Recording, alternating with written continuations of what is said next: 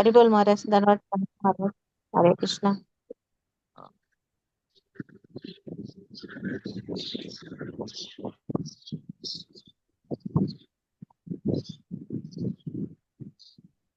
ஆன்மீக வாழ்க்கையில வந்து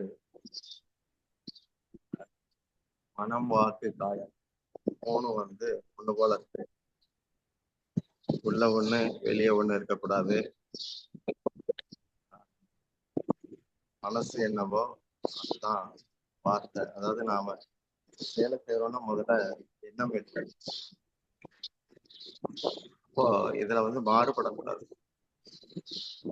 திருதண்டில இது கூட ஒரு அர்த்தம் உண்டு. அந்த மூணும் ஒன்று போல இருக்குது. மூணு மூங்கில் கம்பை சுத்தி திருதண்டம். முக்குணங்களுக்கு மேம்பட்டவர், மனவாக்கு காயம் இதெல்லாம் ஒன்றுபட்டு இருப்பவர் அப்படின்னு சொல்லுவாங்க. திருதராஷ்டிரனுக்கு வந்து வார்த்தையில ஒரு வார்த்தை வேற மாதிரி இருக்கும், உள்ள வேற மாதிரி இருக்கும். திருதராஷ்டிரனுக்கு முதல் ஸ்லோகத்துல மாமகா அப்படிங்கும்போது மாம சகுனியுடைய நினப்பு அவனுக்கு உள்ள பிள்ளைகளுடைய மாமன் சகுனி மாமகா. அதாவது போர் நடக்குது. ஏற்கனவே போர் நடக்கிறதுக்கு முன்னாடியே வியாசர் வந்து திருதராஷ்டிரனை பார்க்கிறார். பார்த்துட்டு எப்படி சண்டை போட போறாங்க, என்ன ஏது, அதை எதுவும் நீ பார்க்க விரும்புறேன்னா சொல்லி உனக்கு நான் கண்களை என்னால தர முடியும்னு சொல்றாரு. திருதராஷ்டிரன் கண்ணு இருந்து என்ன பண்றது, அந்த போர் நடந்ததை நான் காதால கேட்டாலே போதும் அப்படிங்கிறான். பொதுவா கண் தெரியாதவங்களுக்கு காது நல்லா வேலை செய்யும். காது யாருக்கு சரியா இல்லையோ அவங்க இயற்கையாகவே ஊமை ஆயிடுவாங்க. அது ரெண்டு பில்லிங் இருக்கு. ஏன்னா காது கேட்காதனால மற்றவங்க எல்லாம் வாயை அசைக்கிறது மட்டும்தான் அவனுக்கு தெரியும். இப்ப அவனும் வாயை அசைக்கிறது தான் பேசுறது போல அப்படின்னு சொல்லி ஊமையாயிடுறான். அதனால புலன்களை வந்து காதை வந்து ஒசத்தியா சொல்றாங்க. காதுதான் கடவுளுக்கு கூட்டிட்டு போகணும். தூக்கத்துல கூட அது நம்மளை எழுப்பக்கூடியதா இருக்கு. இப்போ நான் கேட்க விரும்புறேன், அதுவே போதும்னு சொன்னான். வியாசர் சரின்ட்டு அதுக்கு ஏற்பாடு பண்றதுக்கு அங்க இருக்கிற மந்திரிகள்ல ஒருத்தன் அவருக்கு ஸ்கினரா இருக்கும். நவல்கணன் அவருடைய மகன் சஞ்சய். சம்யக் ஜெகதி விதி சஞ்சய் அப்படிம்பாங்க. சம்யக் ஜெகதினா கோபதாபங்களை, காமங்களை இதுகளை எல்லாம் ஜெயிச்சவன். ஜெயதினா ஜெயிக்கிறது. சம்யக்னா திறம்பட இந்த விதமா ஜெயிச்சவன். அதாவது ஆக்சிடென்ட்ல அவுட் ஆகல, முறையாகவே மனப்பயிற்சியில அதை சரி பண்ணி வச்சிருக்கிறான். அப்படி சஞ்சயன் இருக்கிறார். அந்த சஞ்சயன்கிட்ட வியாசர் வந்து அனுகிரகம் பண்றார். போர்கள் நடக்கிறத நீ பார்க்கலாம், அங்க போய் பார்த்துட்டு இங்க வந்து சொல்லு. ஒருவேளை அப்படி அங்கேயும் அங்கங்க போக முடியலன்னா நீ இருக்கிற இடத்துல இருந்து போற பார்க்கிற மாதிரி உனக்கு நான் அந்த சக்தியை கொடுத்தேன், எப்படி செய்யணுமோ செய்துங்க அப்படின்னு சொல்லிட்டு போயிருந்தேன். அவரும் போர்க்களத்துக்கு தான் வந்தான். 10 நாள் வரைக்கும் இருந்தான். பீஸ்மர் அடிபட்டார். உடனே திருதராஷ்டிரன் அதை சொல்றதுக்காக வந்தான். வரும்போது திருதராஷ்டிரன் அங்க என்ன நடந்துச்சு விவரமா இருந்து சொல்லுங்கிற மாதிரி ஆரம்பிச்சாரு. 10வது நாள்ல இருந்துதான் திருதராஷ்டிரனும் சஞ்சயனும் பேசுறாங்க. அது வரைக்கும் சந்திக்கல. போர்ல தான் இருந்தார் சஞ்சய். பேசுற அடிபட்ட வரைக்கும் நடந்தது அவர் வந்து சொன்னார். அதுக்கப்புறம் இனி நடக்க போறத வந்து பின்னாடி சொல்றாரு. அங்க இருந்தே பார்த்து சொல்றாரு. இதுல அந்த துரியோதனை அறிமுகம் பண்ணும்போது, படைகளை அறிமுகம் பண்ணும்போது அவனுக்கு பார்த்ததுமே தெரிஞ்சு போச்சு, எதிரிகள் வந்து நம்மை விட குறைச்சலான எதிரிகள் தான். ஆனா அவங்களுக்குள்ள ஒரு ஒன்றுபட்ட கருத்து இருக்கு. நம்ம கிட்ட ஜாஸ்தி படைப்பெல்லாம் இருக்கு, ஆனா ஒன்றுபட்ட கருத்து இல்லை அப்படின்னு அவனுக்கு தெரியும் துரியோதனன். அதனால அதை வெளிப்படுத்துற மாதிரி உள்ளத்துல ஒரு சோகம் அவனுக்கும் இருக்கு. எப்படி அர்ஜுனனுக்கு சோகமோ, சோகத்துக்கு விஷாதன்னு பேர். அர்ஜுனனுக்கு ஒரு சோகம், இவனுக்கும் ஒரு சோகம், அதனால விஷாத யோகம்னு பேர். இவன் என்ன பண்றான், அறிமுகம் பண்ணும்போது, படைகளை அறிமுகம் பண்ணும்போது உங்களுடைய அதாவது பாண்டுவின் புதல்வர்களான உங்களுடைய சீடர்கள் அத்தனை பேரும், யாரு? பாண்டுவின் புதல்வர்கள் அத்தனை பேரும் உங்களுடைய துரோணர் இருக்கிறார எதிரி துருபதன். அந்த துருபதனுடைய மகன் திருஷ்டத்யும்னன் இருக்கானே, அவன் தலைமையில எதிராக ஒன்று கூடியிருக்காங்க அப்படின்னு சொல்றான். இப்ப கூட அவனும் அவருக்கு சீடர் தான். கௌரவர்கள் நாங்கெல்லாம் உங்க சீடர்கள் அப்படின்னு அவனுக்கு சொல்ல மக்கு இல்லை. உங்களுக்கு பிரியமான சீடர்கள் அவங்க எல்லாம் பாண்டவர்கள்.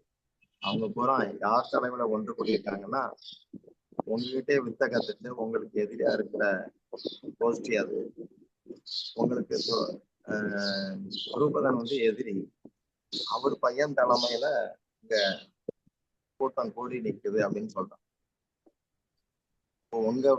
உங்க சீடர்களே உங்களை கொள்ள வந்திருக்காங்கிறதையும் சொல்லி, புத்திசாலியான திருஷ்டத்யும்ன அப்படின்னு அந்த எதிரணியை வந்து அவன் சொல்றான்.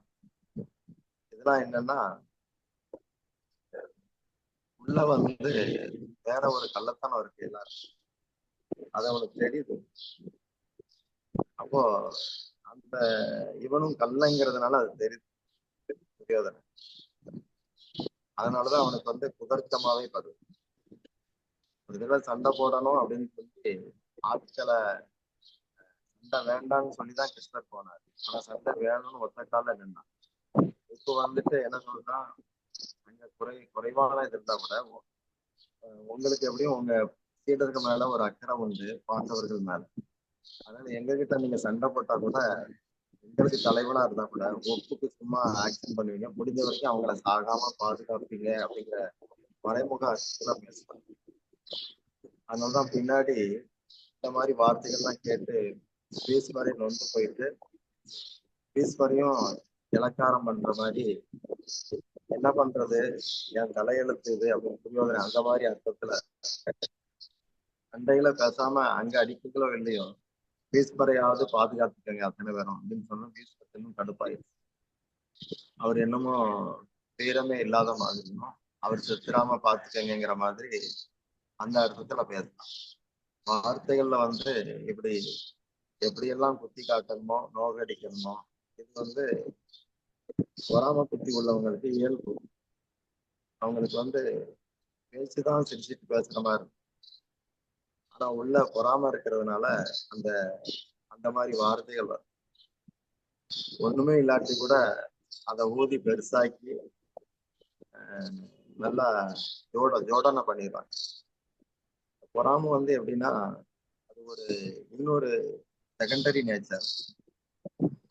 ஒருத்தருக்கு சுபாவம் எதுவோ அது மாதிரியே அது இருக்கும். அது வந்து அடாப்டட் தான், அச்செடுத்த மாதிரிதான் அது. அதை விட முடியும். ஆனா கிருஷ்ணர் அது ரொம்ப கஷ்டம் தான் சொல்றாரு. வந்து ரொம்ப உள்ள போட்டிருக்கிற ட்ரெஸ், அந்த கலத்தம்னா ரொம்ப கஷ்டம். அதனால அவர் வந்து என்ன சொல்லிட்டாரு, உனக்கு இத எப்படிதான் நான் எப்படி இருப்பேன்னு ஒரு நினைப்பு இருக்க, அப்படி இல்லாம எனக்கு அடிமையா மட்டும் இருப்பேங்கிற நினைப்பை கொண்டு வாங்கிற அர்த்தத்துல சர்வ தர்மா பரித்தேட்சன்னா ரொம்ப இன்னரா இருக்கிற விஷயங்களை கூட விட்டுறணும். நிறைய பேர் வெளியே விட்டுருப்பான், உள்ள பத்திரமா. வெளியே வந்து நான் கோவப்பட மாட்டேம்மா, நான் உள்ள பயங்கர வெறி இருக்கும். அதனாலதான் அவங்களால சிரிக்க முடியுது. இன்னுமே பக்தியில வந்து நடக்கிறது தான் கஷ்டம். அடிக்கிறது பக்தியில மாதிரி ரொம்ப சுலபம் எதுவும் கிடையாது. பக்தர்கள் தான் ரொம்ப நடிப்பாங்க. இஸ்கான் பிரபாதான் நல்லா சொல்வார், பக்தர்களுக்குள்ள மாயா வந்து இன்னொரு பக்தன் தான், வெளியெல்லாம் அவனுக்கு கிடையாது. நல்லா குதிப்பாங்க, ஆடுவாங்க, பாடுவாங்க, எல்லாம் செய்வாங்க, பக்தி பண்ணுவாங்க, எல்லாம் பண்ணுவாங்க. ஆனா உள்ள கிருஷ்ணருக்கும் அவங்களுக்கும் கனெக்ஷன் இருக்காது. அது பூரா நான் எவ்வளவு பெரிய பக்தன் காட்டுறதுக்காக எல்லாம் செய்வாங்க அப்படின்னு சொல்லுவாரு. ஒரு 2 பேரை அவர் அடையாளம் பண்ணி அந்த நேரம் சொன்னாரு. கைதிலே நித்தியானந்தர் மாதிரியே குதிப்பாங்க, ஆடுவாங்க. ஆனா பகல்ல பேங்க்ல திருடுறதுக்கு போயிடுவாங்க. பஜனையில இப்படி இருப்பாங்க. அதை வச்சு அவர் அப்படி சொன்னார். இப்படி கிருஷ்ணர்கிட்ட இருந்து நல்ல பேரை திருடுறது, இது பக்தர்கள்ட்ட இருக்கிற நல்லதனம். இப்படி நாம ஒரு செகண்டரி நேச்சர்னு உள்ள ஒண்ணு இருக்கு, அது சுபாவம் மாதிரியே தெரியும். எவ்வளவு பணிவா இருக்காங்க அவங்க, எவ்வளவு சேவை பண்றாங்க அவங்க, எவ்வளவு நல்லா சமைக்காங்க, எவ்வளவு வெரைட்டி சமைக்காங்க, எல்லாம் சரியா தான் இருக்கும். ஆனா கிருஷ்ணரை ஓரங்கட்டிட்டு இதெல்லாம் நடக்கும், வெளியே அது வந்து தெரியாது. அது எல்லாரும் கிருஷ்ணரை மதிக்கிற கூட்டமா இருக்கிறதுனால அவங்களோட ஜாஸ்தி மதிக்கிற மாதிரி அவங்க கிட்ட நடப்பாங்க. தனியா இருந்து பார்த்தாதான் தெரியும் அவங்க உண்மையிலே கிருஷ்ணரை மதிக்காங்களா மிதிக்காங்களா அப்படின்னு. இந்த மாதிரி பல அர்த்தங்கள் பொருள்படதான் துரியோதனனே அவங்க குருவையும் அவன் மதிக்க வேண்டிய அத்தனை பேரையும் பண்ணிதான் அவன் அறிமுகமே பண்ணான். ஆனா பாக்குறதுக்கு மரியாதையா தெரிஞ்சது. அதான் அர்த்தம். ஹரே கிருஷ்ணா.